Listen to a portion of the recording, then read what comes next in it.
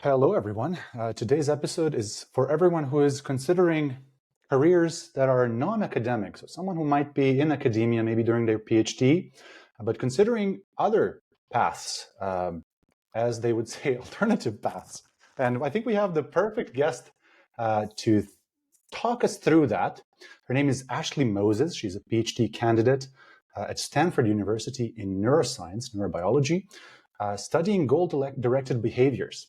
And she recently had this viral post on LinkedIn where she created this wonderful resource for people in academia exploring non-academic careers. So she's going to tell us more about that, more about her science journey, her science in general, what she's doing during her PhD and so on. So first I want to say, Ashley, welcome to the show. Hey, thanks so much for having me. I'm super happy to be here. I do have to start with the weather. How is the weather and what's the time where you are right now? Yes, it is 7:45 in the morning. I'm a bit of an early riser, and the weather's actually rainy. So California normally has the most beautiful weather in the world all the time. And to be honest, the rain is also beautiful. But it's a bit cloudy and kind of drizzly, perfect for kind of the holiday season. Awesome. So you were supposed to do first of all, two things. You were supposed to do some experiments, number one, on a Sunday before the holidays. And second, now it's 7:45. So I think that's just 2 points of commitment to this amazing podcast, right? So thank you for that. Thank you for your time. It's a pleasure to have you here. I would like to start with maybe just your background in science. I know you're doing a PhD in neuroscience, that you're studying neurotransmitters and how they direct behaviors. But can you tell me your brief history of how you got to where you are right now? Sure, it's been a long journey. Getting a PhD has been my goal for as long as I can remember. So this is a cool moment for me in my life. I got interested in science kind of right off the bat. So my first really formative memory was in first grade. I did this super cool experiment with my mom with celery. We watched dyed water move through the stalks in a process called translocation. And might seem simple, but I was blown away. I was smitten by the process of science and how we could understand the world. And after that, just honestly just kept going. So as time went on, I just more and more became interested in the brain, interested in behavior. In high school, I learned about this thing called neuroscience, which is the brain and behavior. And from there, I haven't looked back. So I entered into college, started doing some research actually in neuroscience. I can't just keep doing celery for the rest of my life if I want to study neuroscience. And then ended up in neurotransmitter systems. So think about dopamine and serotonin and histamine on all these cool neurotransmitters. And again, I just haven't looked back. That's kind of the theme here. So now I'm getting my PhD and I'm looking at more neurotransmitters. So I study the interaction between histamine and dopamine, and specifically in motivated behaviors like reward and aggression and motivation and social behaviors. So I'm living the dream of high school Ashley currently. That's pretty awesome. How far along are you with the PhD? You're getting close to the end, or is it somewhere I'm kind halfway? of Yeah, I'm kind of in the middle. So I just started Middle? my third year. So I'm a couple months into my third year of my PhD. Okay. So you mentioned you study interactions between histamine and dopamine. We Hmm. hear a lot about dopamine, but I don't think we hear a lot about Yeah. reward plus histamine. At least I Yeah. never connect it immediately. It's not the first thing that pops to mind. It's usually maybe, antihistaminic, like some kind of Sure. anti-allergy thing. Can you tell me a bit more about that? We don't have to talk about it for too long, but I would like to know, like, what's the main focus of histamine? What's the main role of it in Yeah. these behaviors and so on? So that is an amazing question, and that's the whole point of my research. So all you do hear about is dopamine and serotonin, especially when it comes to these sorts of motivated behaviors that I talked about. And then a while back, somebody was like, "Have you heard of histamine and motivation?" And I was like, "No, histamine is when you sneeze. Like, why would I study histamine and all these other things?" And as I began looking more and more into it, it was just quite clear that this felt like such an understudied area where folks are not even considering histamine. Excuse me. And now, if you were to look into some of the scientific literature, you can see that histamine is more and more coming into these sorts of behaviors for things other than allergies in this more neurological disease type setting. And so, for instance, just a fun fact, histamine neurons in the brain, so the histamine cells in the brain, actually project almost the one. Hold on, let me back this up. So neurons in the brain project to different regions. They start normally in one spot and then they just go all over. They go to deal with so many different things. They're pretty busy guys. The histamine neurons in the brain project to a brain region where dopamine neurons are created. And so in my mind, if they project to that region, there's got to be something going on. And as somebody who does not want to stay in academia, I wanted to take a little bit of a risk with my PhD and do something a little bit more entrepreneurial. And that's where histamine and anything outside of allergies came into picture, specifically its role and its interaction with dopamine. So hopefully that gives you a little taste without going into too much detail, but I'm happy to answer any other questions. No, that's pretty cool. I'm wondering if, when we mention dopaminergic neurons or serotonergic neurons, assuming they are just communicating with that neurotransmitter mainly, are histaminergic neurons solely using histamine? Or like, what's the role of histamine in those neurons? Can a neuron be both using dopamine and serotonin and histamine somehow, or is it very distinct? Yeah, absolutely. So these molecules are interacting with each other all the time. So for instance, if you have a dopamine neuron or you have a serotonin neuron, or in my case, a histamine neuron, sometimes they even release other sorts of neurotransmitters, maybe something like GABA or glutamate, right? And so you already have this more complexity to individual neurons themselves. And then on top of that, we have these really interesting receptors. So these receptors in the brain, like a histamine receptor, receives, in a way, histamine, but it can also interact with dopamine as well. So there's this really cool histamine receptor called H3 that is actually known to regulate other neurotransmitters like dopamine and serotonin and acetylcholine. And so in my mind, I was like, if we already have this receptor in the histamine system that's known to regulate the function of these other neurotransmitters, well, let's look at histamine and let's look at this receptor and let's see what else we can uncover when it comes to behavior. And so, as you mentioned, you don't think of histamine and reward very often. Nobody does that I know of. But if histamine is playing this role in the regulation of other neurotransmitters like dopamine, who plays a huge role in reward, then there's got to be a mechanism to unpack there. And that's where I'm trying to come in with my research. So, admittedly, I'm still very, very early stages of this thesis work, but I think it's looking quite promising, and I'm very excited, especially with the techniques that we have here at Stanford and in the laboratories that I work in. It's just a perfect time in my mind to study histamine. That's awesome. The picture is, I guess, very complex with how these neurotransmitters are interacting with each other and driving behaviors. So I'm assuming the results are all over the place when you knock out the receptor or something like that. So, but Absolutely. Are you focusing on the same, let's say, reward behaviors that people focus on in the field of neuroscience when they talk about reward? Or what are the main behaviors that you study for reward? Yes. So that's a great question. I am trying to stay with what the literature has previously done, or the scientific field has previously done. Just because I'm introducing a kind of a brand new molecule to the space, it's a good idea to stick with what people have already done, especially so you can compare your results across laboratories. So the two behaviors that I'm most interested in, the first one is reward conditioning. So like learning to poke your nose and go get sucrose water, right? Mice are very good at this. So I work in mice. I forgot to mention that. They're very good at this. And so this is the learned side of reward. This is like, I am being trained to do this thing and to get this thing. What is going on in my brain when I do that? And so we have this incredible technology called fiber photometry, where you can put an optical fiber into the mouse's brain and record histamine activity at the exact same time all of these behaviors are going on. So I can see that during reward behavior, when a mouse consumes that fun sugary water, we see histamine spike. And so if histamine is spiking at that time and dopamine is spiking at that time, maybe they are interacting in some way. either synergistically or maybe one happens before the other and they're kind of boosting some, maybe there's some sort of interaction going on.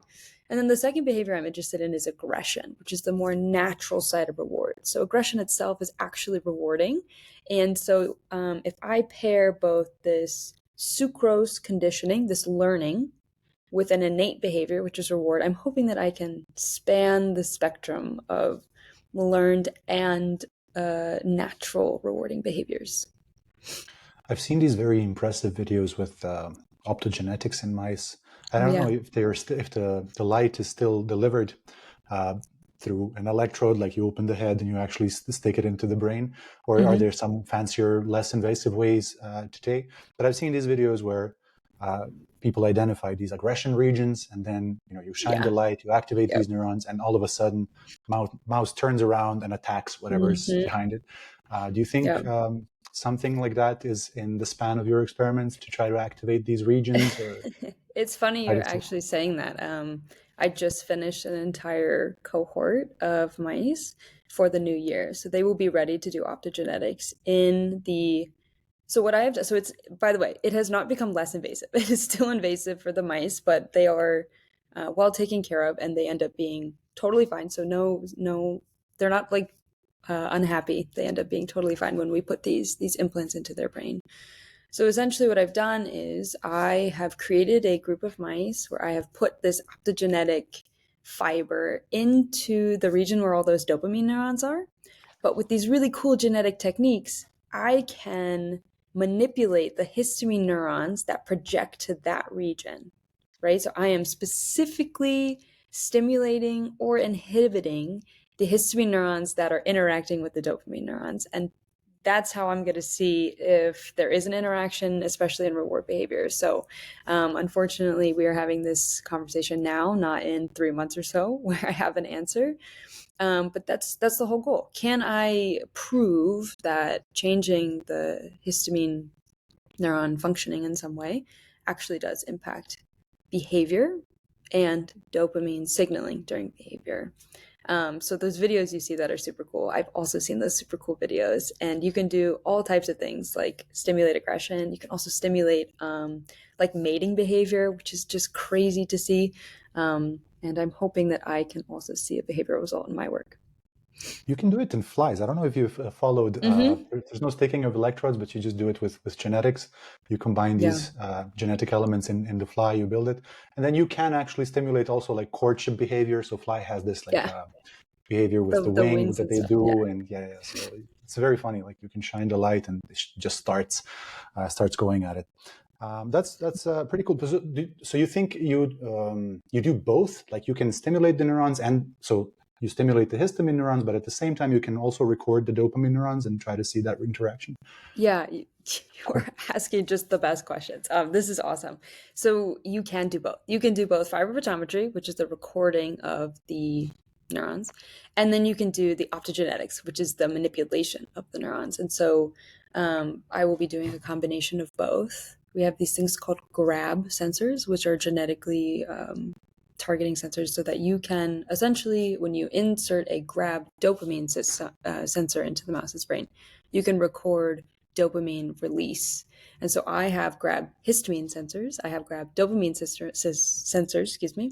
We have grab serotonin sensors. Like we could do so many things to record that activity at the same time you're optogenetically manipulating the neurons in question. So the limits are kind of non-existent at the moment when it comes to this question. And so I'm really trying to use these modern, very exciting neuroscientific tools to bring kind of awareness to this molecule that has insane therapeutic potential in my mind.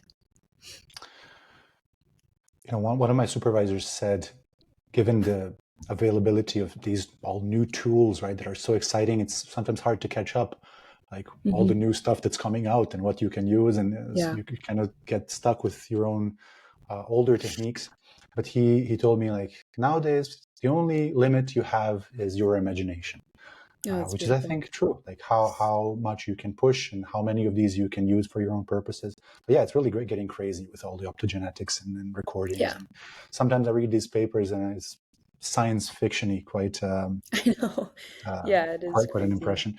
Yeah. So you mentioned you chose this molecule because you from the start knew, okay, I think I don't want to necessarily stay in academia. Maybe it's not my path. So Right. we might as well do something risky, high risk, high Yeah, reward. sure. Yeah, So how absolutely. did you know that you don't want to stay in academia, or what was the moment for that? That's a great question. The moment actually came the minute I got into Stanford. So I had spent the past 10 years or so of my life working towards my PhD, and getting a PhD at a top institution. And so I did it. I was so excited. Like I had worked so hard, and the PhD was just such a personal goal for me. It actually it was never really tied to a profession. It was never like I want a PhD so that I can become. That was never the case. It was just I want to achieve just what I view as the pinnacle of knowledge, right? That the pinnacle of academic experience is in getting a PhD. And so I that's all I wanted, and I got in and I was so excited. And then I realized, what do I do now? Like, I don't, what do I work towards now? You know, I'm a very goal directed person. I really like having things to work towards. And so when I got in, I started thinking about what that would be and what that would look like. And as I had spent more time thinking about the academic path, and as I spent more time in academia itself, I just realized that some of the things I wanted for my life and that I wanted from my career didn't align with the things that happened in academia. And I'm happy to chat more about those. It's primarily cultural, so things like publish or perish. These sorts of concepts, sticking in your area of expertise rather than taking an entrepreneurial approach to science sometimes. So these sorts of cultural components led me to think outside of academia.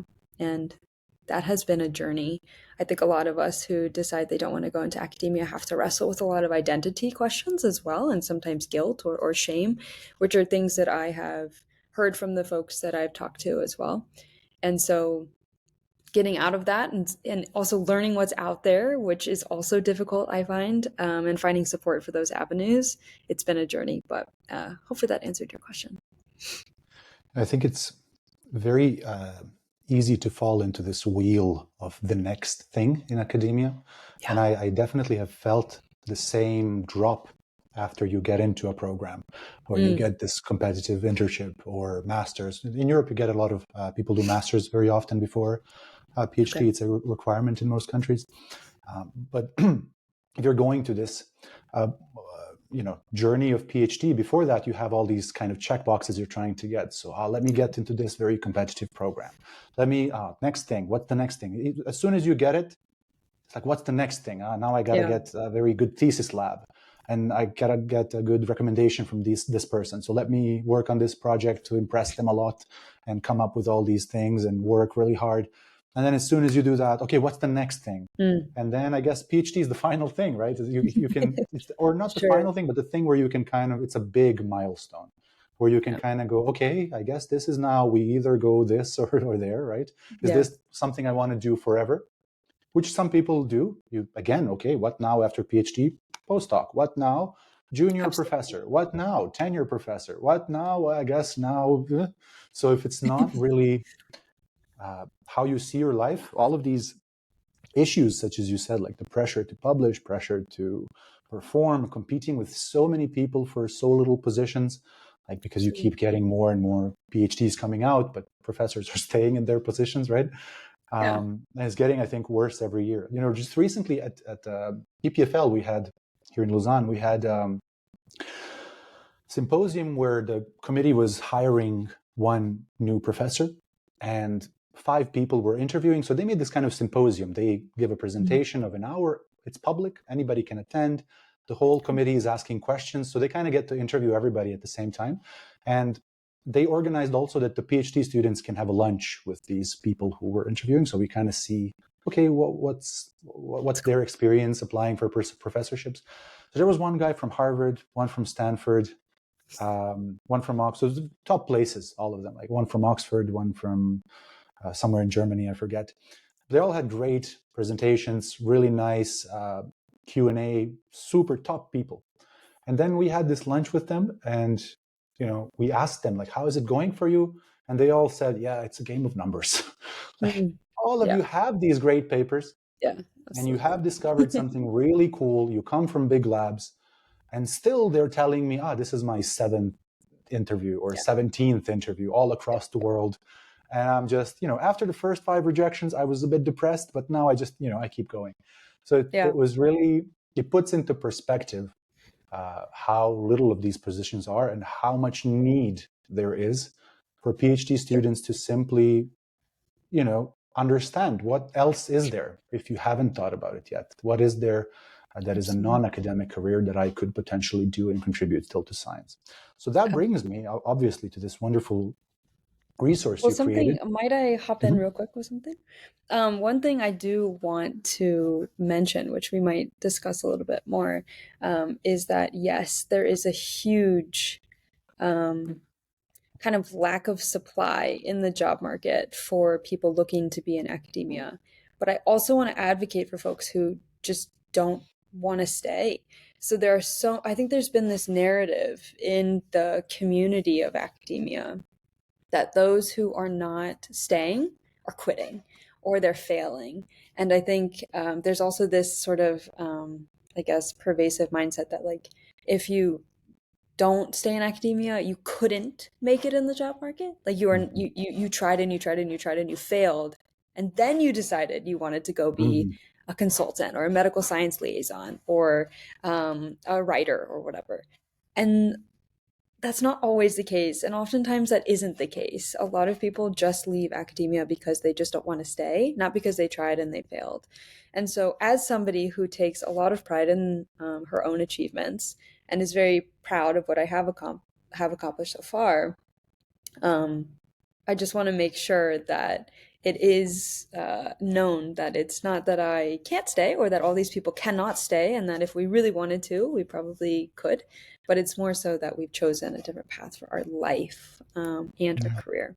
So, yes, but other than that, I do know some people who want to stay in academia and who are having a really hard time in the job market. And so, Yeah. the resources that we have for students, especially like career services, I think more than ever needs to be invested in because there are a lot of students who probably will see that, and that might be another reason why they don't want to stay. Yeah. And even for those people who, they cannot stay because simply there was too much not getting in, it's not because necessarily they're not good enough, Sure, because there's so absolutely. many other factors. Like Yes. I was, I had multiple conversations with postdocs, with professors. Sometimes it's about what that department wants, like what they think is kind of hot Yeah, for the field and whatever. It's you just don't fit in. yeah, Um, and I think it is a game of numbers, and yeah, there's people definitely who don't want to stay from the get-go, like you, right? They're like, oh, yeah, I think this lifestyle is not for me. I think I want something else. And I think it's very important that we know what other paths are. Me, I until recently I had no idea, like, what can you do with your PhD, yeah, right? yeah, And then I absolutely. started on LinkedIn seeing posts by you and by people like Ali Divan and Lena Hofer, all these people who are Hmm. helping people transition into other careers. And then I started, okay, you can do many, many, many things in different ways, some remotely, some on site. So it's worth having the access to that information. So I appreciate all the work that you do. But now tell me, what is Sure. this resource, PhD paths, that you created for PhD students? Yeah, absolutely. When I decided that I didn't want to stay in academia, had a hard time figuring out what was out there, and also just kept Googling what can I do with my PhD. I did so many times, just hoping that some sort of resource would kind of resonate with me. And there are resources out there, but there just wasn't one I found helped me the most. So PhD Pass was something I created selfishly for myself and for others in my kind of in my space. And so it's a database with interviews from, oh, now we're at over 100 PhDs.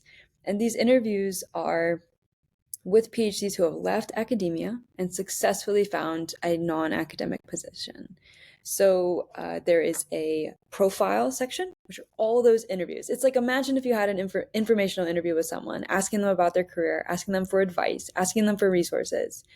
That's what this is, but times 100 from all different sectors, all different PhDs. It's just, it's awesome. It's everything I could have wanted. And then there's the portfolio, which is a Google sheet that has all of that information just at your disposal. So, where are these people located? What is their job? When did they graduate? What university did they go to? And just like a link to their profile. And so, essentially, what I wanted was a resource for past, present, and future PhDs who are interested in careers outside of academia. It's one thing to know what you can do, but it's another thing to know how to get there. Hence PhD paths. So every one of these profiles is the path from PhD graduation to where they are now. And as you've probably gotten from this call, I do like to have a plan. I do like to have goals. And I wanted to know, okay, if I want to be a consultant, if I want to work in government, how exactly did you get there? Like, tell me every single step and all the advice that you could possibly have to get there. And that's how PhD Paths came to be. So these are very extensive informations that these people have shared. It's not like just a basic, hey, I'm doing consulting now, No. feel free to reach out. Or is it just Yeah, really in depth, like step by step, how did I get here? absolutely. So it is a mix of all the information I would have ever wanted. So, what is your job? What do you do? And what's your favorite thing about it? Like, why do you like this job? Okay, cool. How did you find that job? And what's the exact path you took to get there, right? Did you find it through networking? Did you find it through applying on the company website? Did you have a recruiter? Do I need to know somebody? Like, tell me everything. And then also, what steps did you take? Did you do a PhD, then a fellowship? Did you do a PhD, then a postdoc? Did you do a PhD and jump straight into being a data analyst? Like, how did you get there? And then finally, what advice do you have for me? How do I get there? How do I find the fellowship? How do I find the person to talk to? What is an informational interview? What is networking? How do I grow on LinkedIn? Like, how do I do all of these sorts of things? How do I handle the emotional component of realizing I don't want to stay in academia? You name it, and they've helped provide it. And the cool thing too with these 100, I think at this point it's close to 120 people. The cool thing about these 120 PhDs is that like 99% of them agreed to talk to people who are interested. So if you go to the portfolio and you click on Maria, go over a little bit and you might see that Maria is open to being messaged on LinkedIn or has provided her email, and you can just go ahead and chat and they're ready to provide advice. And that's just been super cool. We've already connected folks with PhDs outside of academia. So it's awesome. Yeah, it's been really great. I like the part where they actually outline the step-by-step part, because Mm-hmm.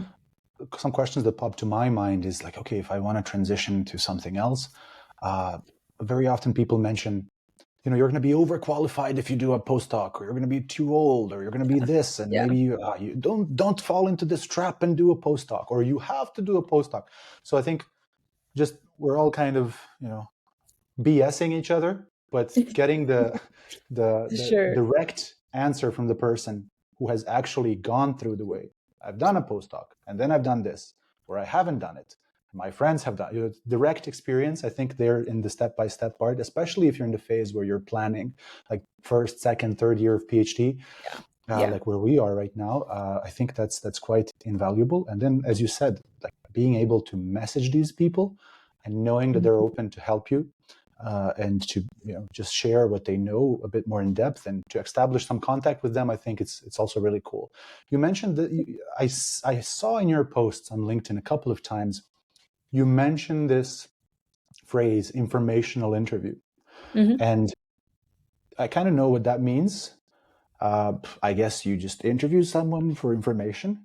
but you present it as a way of networking, of establishing contacts, and something very valuable. But it's kind of vague for me. So can you please, Sure. how does one approach that, and what is it useful for?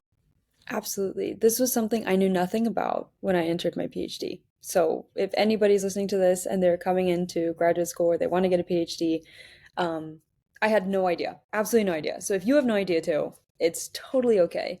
I actually learned from a friend of mine who was doing, I think she was doing one informational interview a week or a couple a month. And I was like, what does that even mean? And should I be doing it too? Right? And as I learned, is like these are incredible resources. So informational interviews, the word interview is a little bit scary, but it's basically just a fun chat with somebody you admire.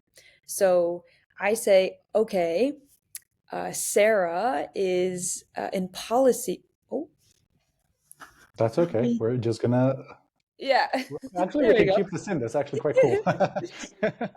This is a So conference Sarah has the room. magic bullet for the Yeah, so Sarah is here. okay. Anyway, so let's just imagine that Sarah got her PhD and she is in policy in the US government. And I'm very interested, let's say I'm very interested in policy and I want to know more. So I reach out to Sarah and I say, hey, Sarah, um, also, please don't take this word for word. I'm happy to provide resources for anybody who wants to know the exact message you send, but it's a gist of, hey, Sarah, I think you're super. I like this is who I am. This is what I do. I think you're super cool, and I'm really interested in learning more about policy. Can we chat for 20 minutes? And Sarah, most of the time, all the Sarahs will say yes. And you just meet them and you say hi. I am Ashley. I'm a PhD student. I'm really interested in science communication, really interested in science education, and policy sounded really cool. Can you tell me a bit more about your job? Can you tell me your favorite part? What do you do? What path did you take to get there? And do you have any advice? So, the exact structure of the PhD path profiles is essentially the exact structure I would use for an informational interview, which is all the things I've outlined. So, they're pretty much just chats with people you think are cool. And if it's recorded, then it's even better, right? Yeah, So you could do that as well. if you reach out to Sarah, Mm-hmm. Sarah answers. You call each other. You have this little chat. You get some info. Sarah gets to know you as well. What happens next with Sarah? Do you just follow up? Do you kind of stay in touch, or no? You ghost No, Sarah. no, probably Sarah not. ghosts you. Yeah, I mean, it's human relationships, right? So many different things can happen. And the thing I will start with is rejection is totally okay and totally normal. So if you reach out to someone and you say, hi, Sarah number one, will you meet with me? And she goes, I'm so sorry, I can't at the moment. Or maybe she doesn't reply because she's not on LinkedIn or email or just missed your email, right? That's totally okay. Rejection is totally normal. But if Sarah number two says, yes, I'd be happy to chat, then when you have a chat with Sarah, you most of the time will ask questions like, do you have resources? Do you have any advice? Is there anything I should look into? Yada, yada, yada. And you will plan to follow up. So, first of all, you should always follow up with a thank you. If there's any resource that this person provided that you think was helpful, you follow up with a, hey, I looked into this resource and it was amazing. Thank you so much. If you down the line use a piece of Sarah's advice to positively impact your life, follow up a month later and just say, hey, that advice you gave me a month ago was incredible. Thank you so much. I just met another person in policy who knew you and they were amazing. And then sometimes people even use these sorts of informational interviews for referrals for jobs. So plenty of people network and use their personal connections to get referrals for jobs. So you can ask people to refer you for a position. I am not in that place right now, so I have not gone through that process and I know less about that process, but eventually that is something you can use these for as well. How have people used this resource so far? And I guess you said people in the list that have answered all these questions and provided details in their contact, and they said, oh, it's okay to contact me. Does that Mm-hmm. also mean that we should maybe try to have an informational interview with them? Are they open to that? Yeah, so you can use this resource yourself for informational interviews, right? So maybe I'll go through a couple different types of people who would use this resource. So the first person is somebody who is interested in learning about, non-academic careers, which is me, right? So I would use this to figure out what there is out there, figure out what paths to take. And then there's somebody who's interested in learning about non-academic careers and talking to someone, right? And so then you would say, okay, Maria, I would like to talk to you. And you send Maria an email or a LinkedIn message. And then you can meet. You can ask Maria about her career. You can ask Maria about her path. If you saw that Maria did a fellowship and you're interested in that fellowship, you can ask for application advice. The list is endless. And then one of my favorite things that actually this has been used for is for the PhDs themselves. So I have gotten really incredible kind words and feedback on PhDs who wish they had this resource when they were in graduate school, or they're just really grateful that they were able to share their story. I think reflecting on your story and reflecting on your journey is a beautiful thing. So I hope that ultimately this is a community for both people who are getting their PhD and curious about different jobs, and also those who have already got one and want to kind of pay it forward. Is there a final evolution stage for PhD paths? How do you see it in the next couple of years? I guess it's Yeah. growing quite fast. Yeah, it is growing. It is. So my ultimate goal is to have it grow as much as possible. Have this be a list of hundreds of thousands of PhDs. I think any PhD will agree, just the more data points, the better sometimes, especially in this case. And so if you could see dozens of neuroscience PhDs, for instance, and where they all went, that would be really cool. And so I think the more the merrier in my mind for now. I hope to keep growing it. And then as that continues to grow, continuing to build resources. So another thing that I really enjoy doing is building career resources for folks. So on the website, you also have a Pathfinders section. So I'm really into alliteration. We've got all the P's. We've got PhD paths, profiles, portfolio, Pathfinders, you name it.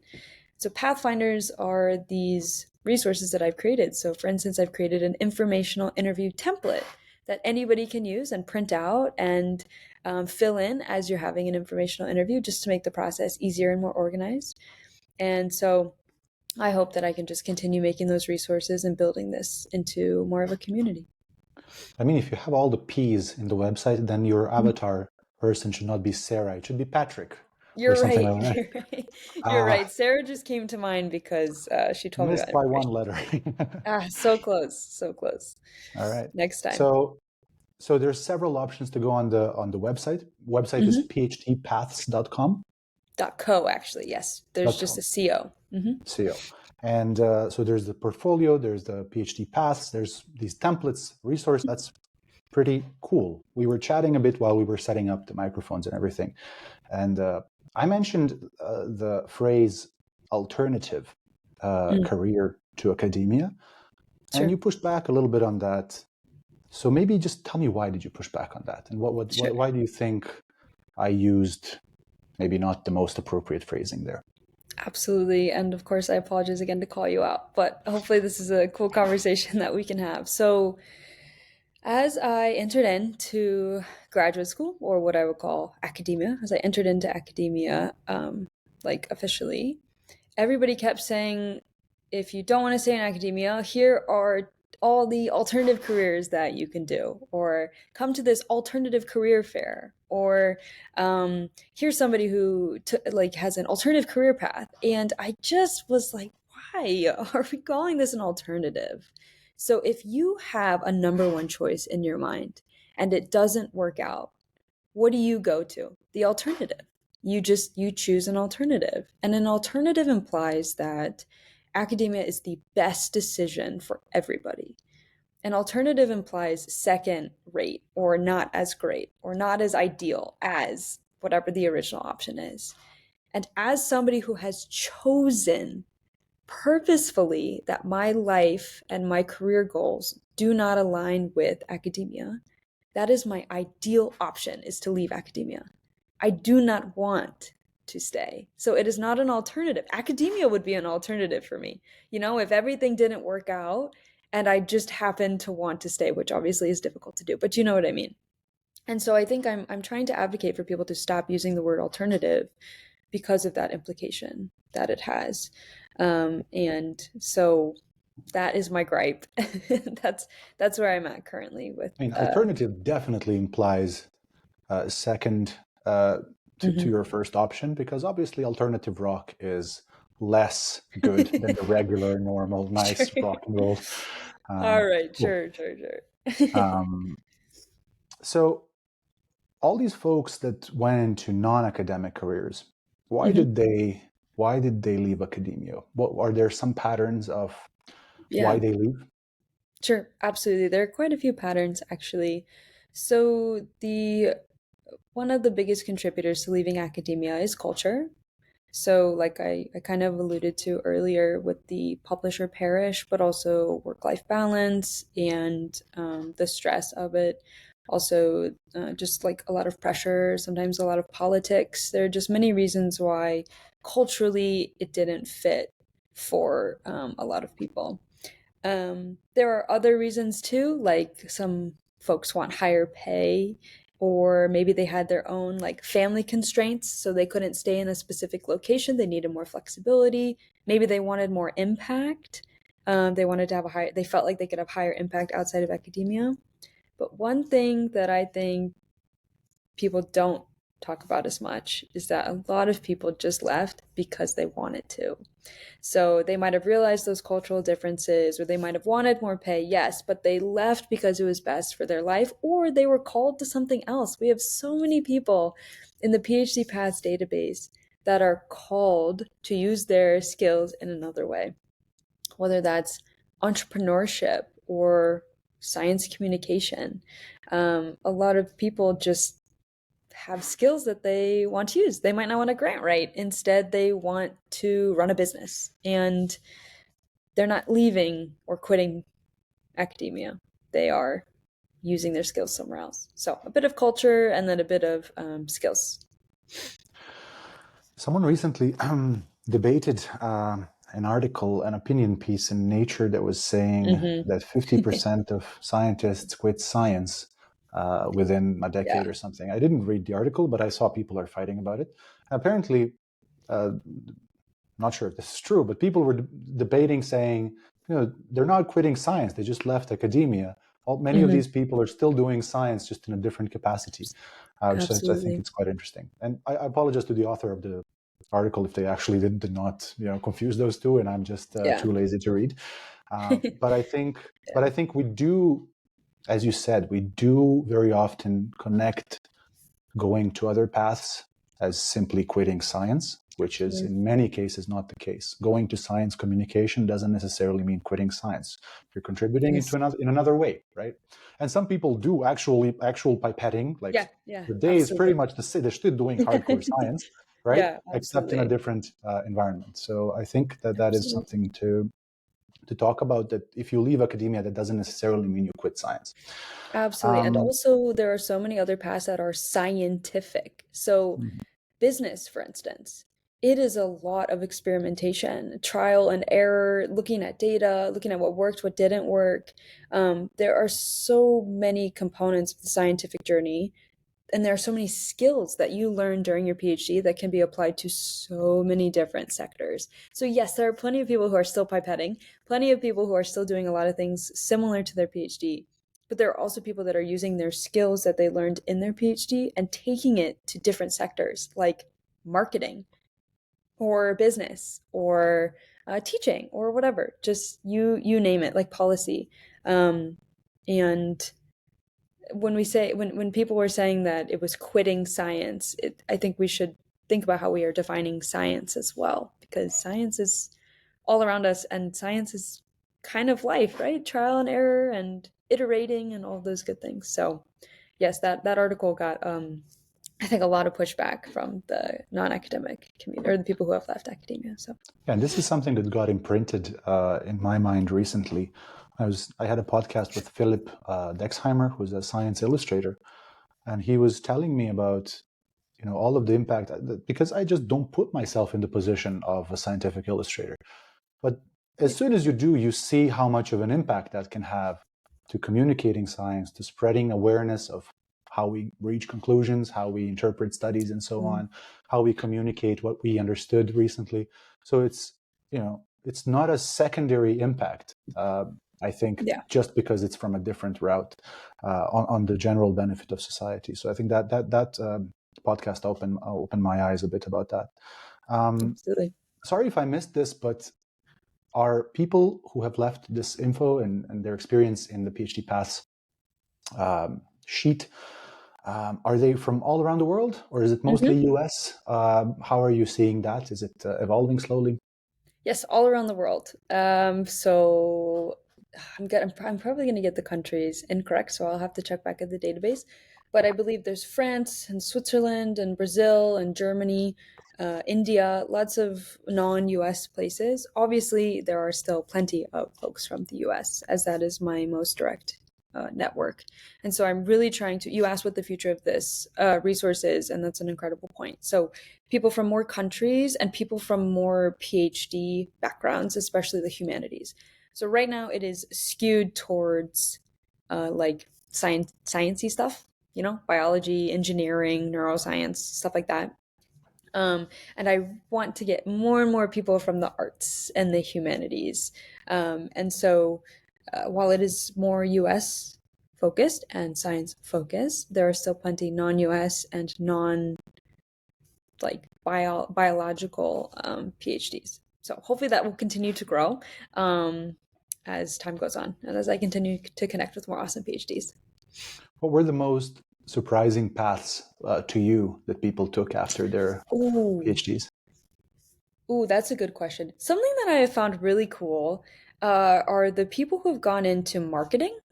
That's been really interesting to me because someone will have like a sociology. There was this one person who had a sociology and criminology PhD and now works at a marketing agency. And I was just kind of like, how did we go to marketing? I never really thought about that, but marketing is data, marketing is just processing data and trends and coming up with solutions and like I said iterating and all of these sorts of things that are really good that you learn a lot in your PhD. And so I was just thinking, wow, marketing's a new path. This is really cool. And then there are other folks that I really appreciate hearing the stories from people who got their PhD a while back. So the conversation now is evolving into more and more support for people who don't want to stay in academia, which I think is awesome. But what about the people who got their PhD in 1989, or 1996, 20 plus years ago, and they decided to leave academia? And that's a whole different thing to wrestle with, I think, when the conversation was barely there. And so there's this really great quote from somebody who has been in the space or been outside of academia for decades. He said something like, think outside the box or live in one, which is this concept where basically you're limiting yourself if you don't think bigger, or if you only think one way, or if you only act in a way that is kind of appealing to other people, you'll get stuck. And so go big, go do something that aligns with your life. And I thought that that was really impactful. So yeah, it's been awesome. How has your projection of yourself changed Mm. since you got to collect answers from these people and interact with them, see their experiences? You said you wanted to try risky, so I'm assuming maybe somewhere in the back of your mind was maybe, if I discover something really cool, maybe this could be a company. Was that in your Mm. mind? And Sure. what are the other paths that you are considering personally now, if I Absolutely. may ask? Absolutely. That's a good question. So, first, I will say the thing that's been most impactful from creating this resource has been the community. So, hearing from all of these PhDs, one, that it's going to be okay, and two, that it's possible, has been really, really just heartwarming for me. So, yes, I created this resource to share with other people, but I also, like I told you, selfishly created it for me. And so my heart has just been super full by all these people willing to share their stories and willing to share their advice. Even just people that are like, look, you will deal with a lot of emotions when you have to leave academia, but it's okay. Just having somebody say it's okay is really, really powerful. So I really encourage anybody to look at the advice section on these profiles. They are absolutely wonderful. As far as my own career trajectory, I've considered a few different paths, and most of them actually don't involve continuing doing research itself. So I am also looking for something where I can have a bigger impact and where I can do something a bit more creative, which science is creative and science does have an impact. But sometimes in a laboratory, that can be a very specific kind of route. And so I'm interested in things, or I became interested in things like entrepreneurship or science policy. Those things were consulting. These sorts of areas were very interesting to me. After doing PhD paths, I became more interested in career services, actually. So that was a little bit of a curveball, helping students in my space realize that they can do anything, and that there are certain techniques and skills, like communicating your skills and experiences, that a lot of us aren't taught. And we don't know how to transfer those outside of academia. So, teaching in that area. But where I am currently is a little bit of everything. So I think I would like to do a little bit of all those things. And I'm interested to see how that all pans out. So a little bit of entrepreneurship, a bit of science communication, some career services. Um, but we will see. We will see. I'm still working on it. I think we have similar reasons for creating these resources. One of the reasons I created the podcast was not only to bring guests who can share something valuable to others, but also to me. I want you to Absolutely. tell me something interesting, which is often, I had a couple of discussions with guests. First, they were concerned, what if I talk about this? It's not going to be interesting to people. And I reassured them that whatever I ask is interesting to me, which is the most important thing, right? Absolutely. At least in my. Absolutely. But no, if Yeah, one person, in this case me, with my background, has interest in it, then I guess it's also likely that others have it as well. for sure. Hopefully, otherwise, I don't know what I'm doing. It's just useful for me. But in which case, one person is enough. In that case, Absolutely. Absolutely. so I want to first recommend people to go to phdpaths.co. That's number one, and your LinkedIn profile where you often post.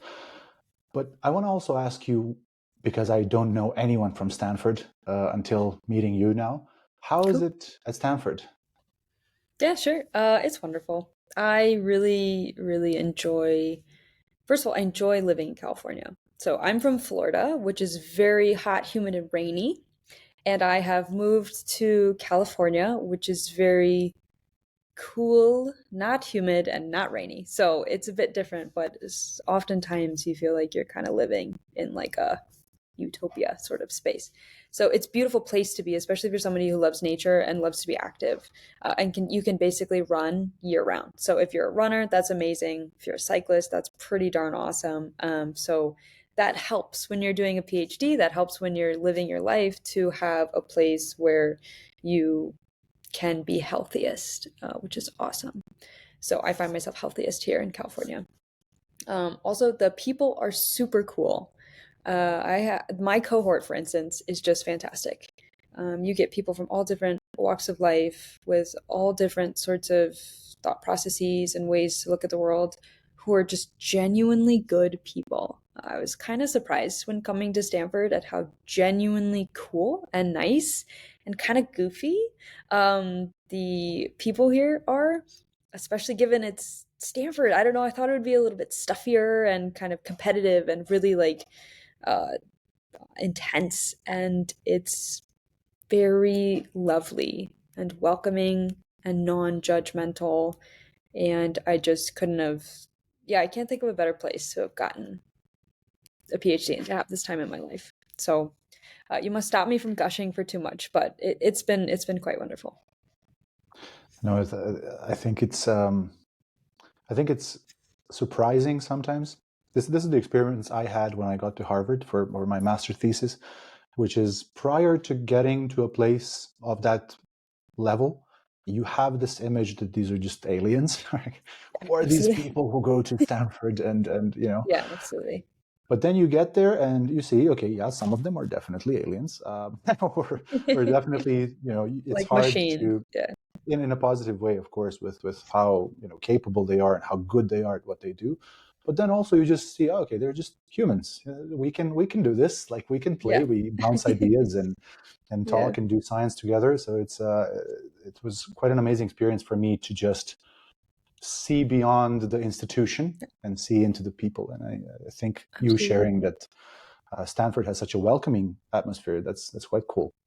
Especially Um, they're also humans too. Like I went birding with some people and I've never birding. birded. Yeah, I don't know like what birding is. go binoculars, look at birds. Okay, but like bird Because watching. we have, yeah, bird watching. We have tons of beautiful birds out here. And I didn't think I would do that till I was 85. And here I am doing it way earlier than I expected and just loving it.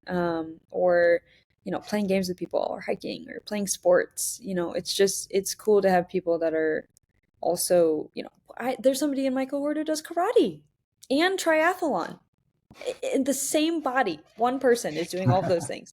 And so it's been super cool. So I'm glad you had a wonderful experience as well. I think it's nice to be in a place where you can have some community.